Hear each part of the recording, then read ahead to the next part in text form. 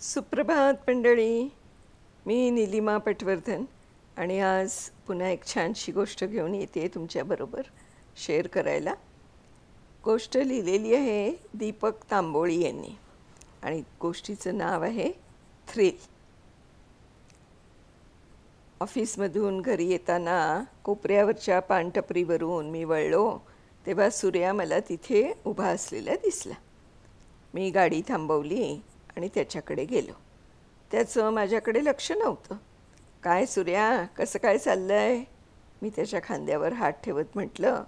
तसा सुरेश उर्फ सूर्या एकदम गडबडला. हातातली सिगरेट त्यानं पाठीमागे लपवली. मला त्याच्याकडे बघून एकदम गंमत वाटली. टाईट जीन्सची फाटलेली पॅन्ट, इन केलेला लाल भडक शर्ट, डोळ्यावर काळा सडकछाप गॉगल, टपोरी व्याख्येला एकदम साजेसा होता त्याचा अवतार. अरे नको लपू सिगरेट, मी पाहिलंय तुला पिताना, मी म्हटलं. तशी त्याने हातातली सिगरेट दूर फेकून दिली आणि माझ्याकडे ओशाळवणं हसून म्हणाला, सॉरी प्रशांत दादा, प्लीज घरी सांगू नका ना. नाही सांगणार. मी असं म्हटल्यावर तो कसंनुसा हसला. पण मग त्याने खिशातून विमल गुटख्याची पुडी काढली आणि फाडून तोंडात पूर्ण रिकामी केली. अरे काय हे सूर्या, सिगरेट झाली, आता गुटखा? कशाला करतोस हे सगळं? मधू काकांना कळलं तर किती वाईट वाटेल त्यांना. थ्रिल थ्रिल असतं त्यात दादा, तुम्हाला नाही कळणार त्यातलं. हे असलं थ्रिल काय कामाचं? शरीराची नासाडी करणारं. तुला असली थ्रिल अनुभवायचं आहे? असली थ्रिल? ते काय असतं? दारू पिणं तर नाही ना? ते असेल तर आपल्याला माहिती. सगळ्या प्रकारची दारू प्यायलो आहे दादा आपण. गांजा अफू सगळं झालं आहे आपलं. तुझ्या अभिमानाने सांगत होता ते पाहून मला धक्काच बसला. मधू काका म्हणत होते ते खरंच होतं. पोरगं वाया गेलं होतं. नाही, त्यापेक्षा वेगळं आहे. तू शनिवारी संध्याकाळी मला घरी येऊन भेट, मी सांगीन तुला. बरं दादा, तुम्ही म्हणता तर येतो. मी निघालो. पण घरी येईपर्यंत सूर्याचेच विचार डोक्यात होते. सूर्याचे वडील, ज्यांना मी मधू काका म्हणायचो, माझ्या वडिलांच्या ऑफिसमध्ये शिपाई होते. वडिलांची आणि त्यांची चांगली घसट. सूर्या त्यांचा धाकटा आणि लाडाचा मुलगा. इन मी 18 वर्षाचा. अति लाड आणि वाईट संगतीमुळे तो बिघडला.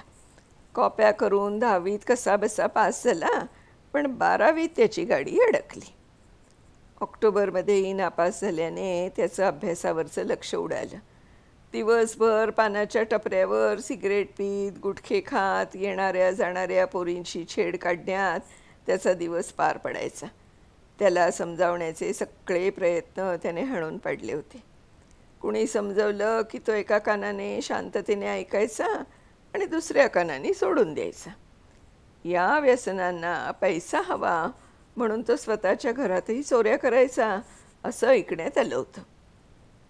2-3 दिवस सूर्याला काय थ्रिल असलेलं काम सांगावं या विचारात असतानाच एक दिवस मधू काका घरी आले. सूर्याने एका पोरीवरून कुठेतरी मारामारी केली होती. पोलिसांनी त्याला पकडून नेलं होतं.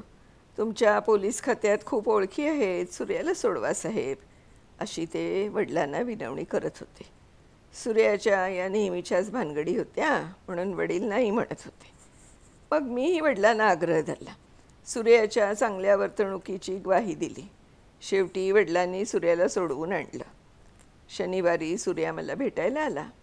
काय दादा, कसलं थ्रिल सांगणार होते तुम्ही मला? तुझ्याकडे सायकल आहे ना, तिच्यात हवा भर, ऑइलिंग कर. उद्या आपल्याला अजिंठ्याला जायचं आहे सायकलनं. तो एकदम चमकला.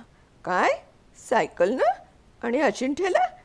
काय चेष्टा करता दादा, आजकाल कोणी सायकल चालवतं का?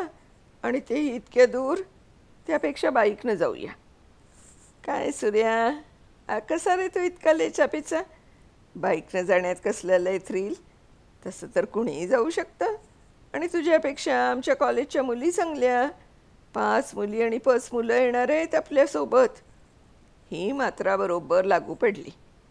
मुली आपल्यापेक्षा वरचढ आहेत हे सूर्याला कदापिही सहन होणार नव्हतं. बरं, येतो मी. पण मला जमेल का दादा? तो जरा अनिच्छेनंच म्हणाला. मुलींना जमू शकतं तर तुला का नाही जमणार? तो तोंड वाकडं करूनच गेला. रविवारी पहाटेच आम्ही निघालो.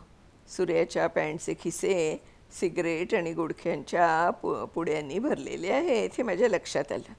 मी त्या मुलामुलींना अगोदरच सूर्याबद्दलची सर्व कल्पना देऊन ठेवली होती. मात्र प्रत्यक्षात मी सूर्याची ओळख सामाजिक कार्यकर्ता अशी करून दिली. सूर्या खुश झाला. खरं तर माझ्यासोबतची मुलं सायकलिंग एक्सपर्ट होती आणि त्यांच्या सायकलीही महागड्या पण वजनाने हलक्या आणि चांगल्या होत्या. त्यामुळे त्यांच्या वेगानं चालवणं सूर्याला जड जाऊ लागलं. तो मागे पडू लागला की मी त्याला हळूच म्हणायचो, बघ तू सिगरेट पितोस ना, त्याचे परिणाम आहे. त्याला ते पटायचं. त्याचबरोबर मुलींसमोर गुटखा खाऊ नकोस, त्या तुझा तिरस्कार करतील, पुन्हा कधी ट्रिपला तुझ्यासोबत येणार नाहीत असं सांगून मी त्याला गुटख्यापासून लांब ठेवत होतो. रात्री आम्ही परतलो तेव्हा सूर्या जाम थकून गेला होता. आधी ठरवून दिल्याप्रमाणे सगळ्या मुलामुलींनी साधी सायकल असूनही तू खूप चांगली सायकल चालवलीस, काय स्टॅमिना आहे यार तुझा, असं म्हटल्यावर सूर्या चांगलाच खुश झाला. सगळे गेल्यावर मला म्हणाला, मजा आली दादा, काहीतरी वेगळंच थ्रिल होतं यात, पुन्हा काही असं असेल तर जरूर सांगा. अरे हीच मुलं पुढच्या महिन्यात अष्टविनायक यात्रेला जात आहेत सायकलनी, जायचं आहे का तुला? दादा जायची तर खूप इच्छा आहे, पण खूप खर्च येईल ना? नाही काही, फक्त 4-5 हजार रुपये. तू जमव काही, उरलेले मी देईन तुला. धन्यवाद दादा. ते सोड, एक गोष्ट मात्र लक्षात ठेव, तिथंही तुला दारू सिगरेट पिता येणार नाही, गुटखा खाता येणार नाही. मुलींसमोर तुझी इमेज खराब करू नकोस. तुमची शपथ दादा, मी हातही लावणार नाही, तो गळ्याला हात लावत म्हणाला. पुढच्या महिन्यात सूर्या अष्टविनायक यात्रेला गेला. त्या अगोदर मी या सायकल सफरीची बातमी आणि सहभागी तरुणांचे फोटो वर्तमानपत्रात दिले होते. आपलं नाव आणि फोटो पेपरमध्ये पाहून सूर्याला आनंदाचं उधाण आलं. आपल्या सगळ्या टपोरी मित्रांना ते तो दाखवत सुटला. अष्टविनायक सफर करून परत आल्यावर सूर्या मला भेटायला आला. जाम खुश होता. किती सांगू किती नाही असं त्याला झालं होतं. सुसंस्कृत मुलामुलींमध्ये राहिल्यामुळे त्याच्या वागणुकीत प्रचंड फरक पडला होता. बोलण्यात वागण्यात सभ्यपणा आला होता. दादा आता यापुढं काय करायचं, उत्साहानं त्यानं विचारलं. यापेक्षाही चांगलं थ्रिल तुला पाहिजे असेल तर तुला हिमालयात ट्रेकिंगला जावं लागेल. ट्रेकिंग काय असतं हे? मी त्याला सविस्तर सांगितलं. रॉक क्लाइम्बिंग आणि रॅपलिंगचीही माहिती दिली. तो रोमांचित झाला. पण याकरता खूप पैसा लागतो बरं का, त्याच्यासाठी तुलाच काम करून तर जमवावं लागेल. कोणतंही काम सांगा दादा, मी काही काम करायला तयार आहे. माझे एक वकील मित्र आहेत, त्यांना ऑफिस कामासाठी एका मुलाची गरज आहे. तू जाशील? महिन्याला 5,000 देतील ते. जाईन दादा. असाही टपोरीगिरी करण्यापेक्षा पैसे कमवले तर घरचेही खुश होतील. हो, पण तिथे गेल्यावर असं तोंडात गुटखा ठेवून काम करता नाही येणार, नाहीतर ते वकील साहेब पहिल्याच दिवशी तुला हाकलून देतील. नाही दादा, ड्युटी संपल्यावरच मी गुटखा खाईन. सूर्या देशमुख वकिलांकडे जायला लागला. देशमुख वकील खूप हुशार, इमानदार पण कडक स्वभावाचे होते. सूर्याचं आयुष्यच तिथं बदलणार होतं. 5-6 महिने काम करून पैसे जमवल्यावर मी सूर्याला ट्रेकिंगला हिमालयात पाठवलं. तिथलं साहस निसर्ग सौंदर्य पाहून तो वेगळी दृष्टी घेऊनच परत आला. आयुष्यातलं खरं थ्रिल पाहून तो दारू सिगरेटमधलं थ्रिल विसरला. आमची भेट झाल्यावर ट्रेक पूर्ण केल्याचं सर्टिफिकेट दाखवत तो मला म्हणाला, प्रशांत दादा खूप छान वाटलं, माझे सगळे कौतुक करतायत. आता आयुष्यात काहीतरी असंच वेगळं करत राहावं असं वाटतंय, पण काही सुचतच नाही आहे. सूर्या, अरे तू रोज देशमुख वकिलांकडे जातोस, निरपराधी लोकांना गुन्ह्यातून सोडवणं, न्याय मिळवून देणं, अपराधी लोकांना सजा देणं, हे काम ते नेहमीच करत असतात. त्यात तुला थ्रिल नाही का वाटत? त्याचा चेहरा उजळला. हो वाटतं ना, पण माझा त्याच्याशी काय संबंध? सूर्या, अरे तू वकील झालास तर ते थ्रिल तुला स्वतःला अनुभवता येईल. त्याचा चेहरा गोंधळलेला आणि केविलवाणा अगदी दिसायला लागला. दादा, मी आणि वकील? हो सूर्या, काहीच कठीण नाही. तू मनावर घेतलंस तर तेही होईल. पण त्या अगोदर तुला 12वी पास व्हावं लागेल. बघतो दादा, विचार करतो. गोंधळलेल्या अवस्थेतच तो गेला. 12वीच्या परीक्षा जवळच होत्या. मी त्याला फॉर्म भरायला लावला. त्याने परीक्षा मात्र मनापासून दिली. निकाल लागला आणि आश्चर्य म्हणजे सूर्या चांगल्या मार्कांनी पास झाला. सूर्याच काय, त्याच्या कुटुंबातले सगळेच जण आनंदले. सूर्याला मी लॉ कॉलेजला प्रवेश घेऊन दिला. सूर्या देशमुख वकिलांकडे काम करता करता कॉलेजातही जाऊ लागला. या घटनेला आता 5 वर्ष होऊन गेली. मी माझ्या विश्वात रमलो होतो. दरम्यान माझंही लग्न झालं. 1.5 वर्षात मुलगीही झाली. सूर्याची आणि माझी भेट आता क्वचितच होत होती. अर्थात देशमुख वकिलांकडून मला सूर्या चांगलं काम करत असल्याचं कळत होतंच. अधूनमधून मधुकाकाही येऊन सूर्याची खाली खुशाली कळवत होते. पोरगा चांगल्या लाईनीला लागला म्हणायचे. त्याचं गुटखा खाणं, दारू पिणं बंद झाल्याचं ते आनंदानं सांगायचे. एका बापाला मुलाकडून अजून काय हवं असतं. एक दिवस संध्याकाळी मोबाईल वाजला. सूर्या बोलत होता.